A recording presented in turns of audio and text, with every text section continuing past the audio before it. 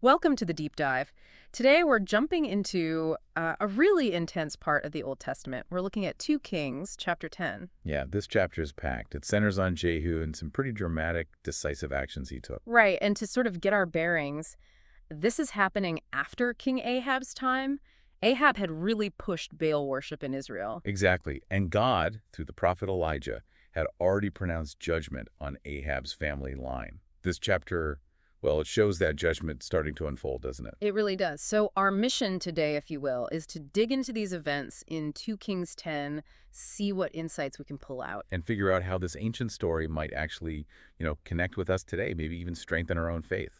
Okay, let's get into it. It kicks off with Jehu sending letters. He sends them to the leaders in Samaria, the officials, the elders, the guardians of Ahab's 70 sons. And the message is basically a challenge, right? He's pretty blunt. He is. He essentially says, look, 2 kings couldn't stand against me. How do you think you'll fare? The sheer boldness is something else. It really is. And their reaction tells you everything about the power dynamic. They immediately think, yeah, he's right, we don't stand a chance. Fear is clearly the main motivator there. Totally. So Jehu sends another message, even more direct.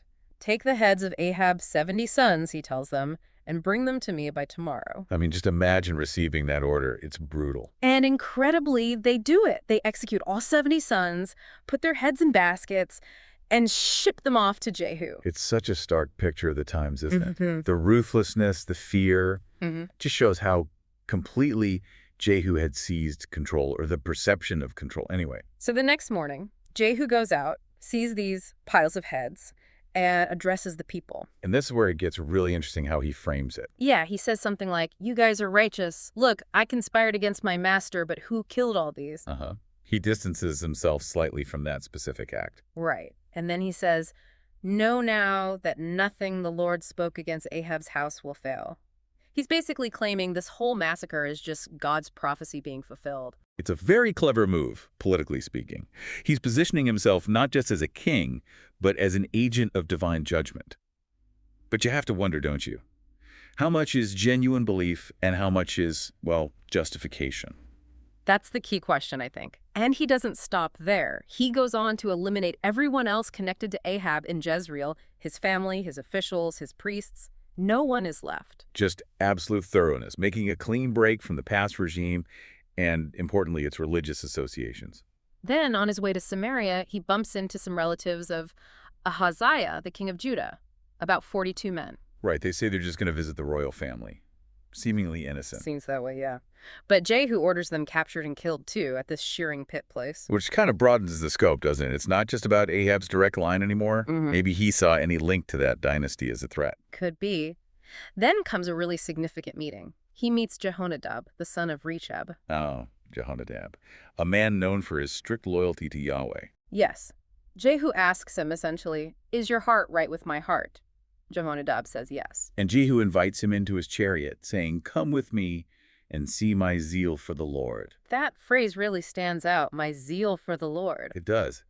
And partnering with Jehonadab, that was smart. It gave Jehu a kind of religious credibility, aligning himself with someone known for piety and opposing idolatry. But then Jehu's methods get, well, subtle isn't quite the word, deceptive, maybe. You mean the plan for the Baal worshippers? Exactly. He announces this huge festival for Baal, saying, Ahab served Baal a little, I will serve him much.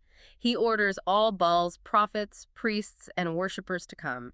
Don't miss it or you'll die. Yeah, the text explicitly says he did this in subtlety, planning to destroy them. It's a calculated ruse. It raises some ethical questions for sure, using deception on that scale. Even if the goal is seen as religiously necessary, the method is, well, Machiavellian's a good word for it. He lures them all into one place. And once they're all inside the temple of Baal, he makes sure no worshippers of Yahweh are present.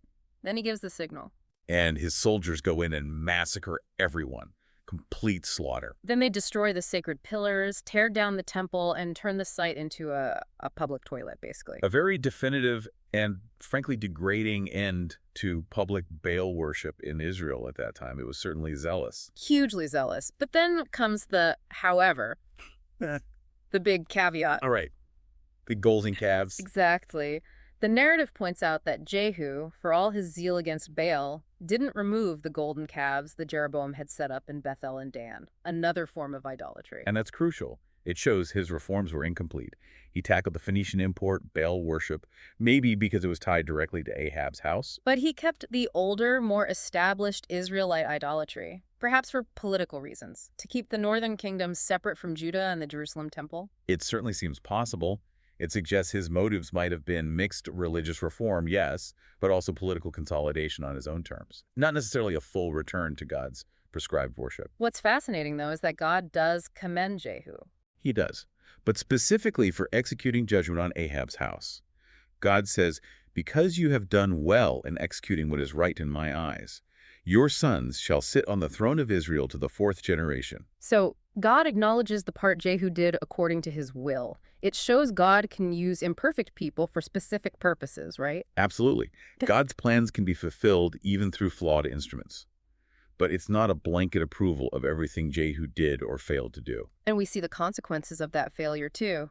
The text says, in Jehu's days, the Lord began to cut Israel short. Hazael of Aram starts attacking and taking territory. So while he got a specific reward for obedience in one area, his incomplete obedience had negative consequences for the nation overall. It really underlines that partial obedience isn't really what God is looking for. Okay, so that's the story in broad strokes. Pretty intense stuff. Yeah. How do we start to unpack this for life today? What are the takeaways? Well, one thing is just the stark picture of God's justice against Ahab's house. The prophecy Elijah gave years before. It happened, down to the detail. Yeah, it speaks to the reliability of God's word, doesn't it? That what he says will come to pass. Definitely.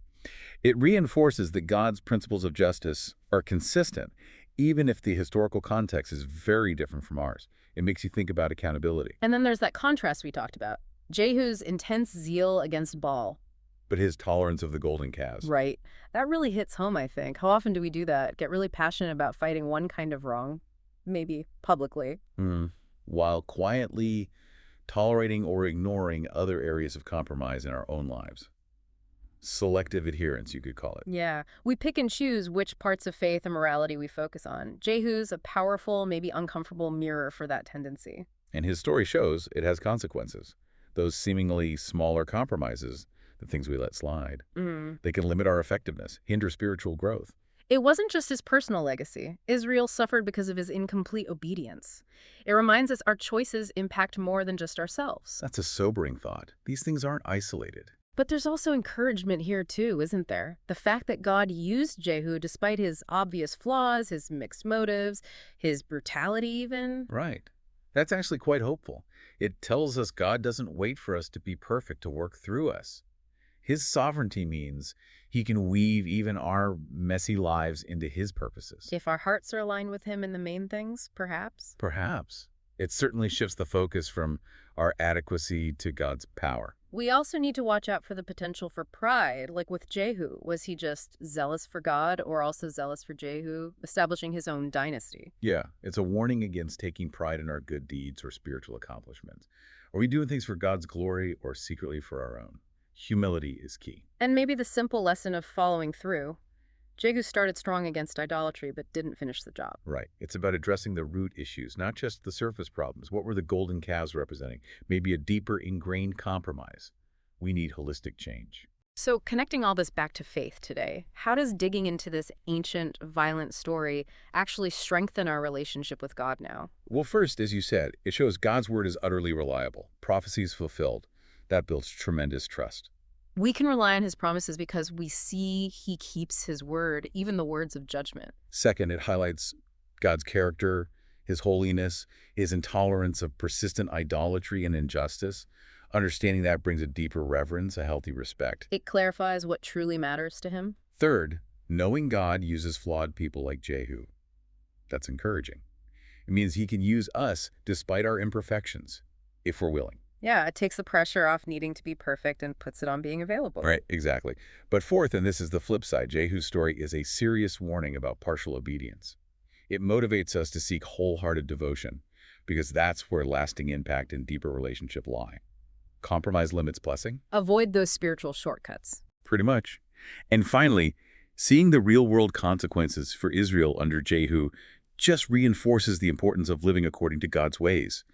Disobedience has real costs, individually and communally. It shows his principles aren't just arbitrary rules. They're for our good, for flourishing. Well said. So, wrapping up this deep dive, 2 Kings 10 gives us this intense picture.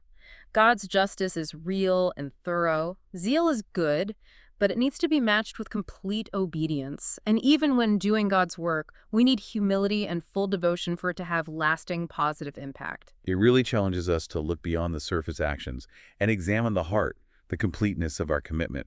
Are we truly dedicated or just selectively zealous? And that leads to a final thought for everyone listening. Where might you be showing partial obedience? Are there areas you're zealous about while maybe ignoring others? How could fully aligning your life with your faith change your understanding of God's will, your sense of his presence? Yeah, what golden calves might still be lingering in your life, holding you back from complete devotion? Something to really think about. Definitely something to reflect on. That concludes our deep dive for today. Thanks for joining us.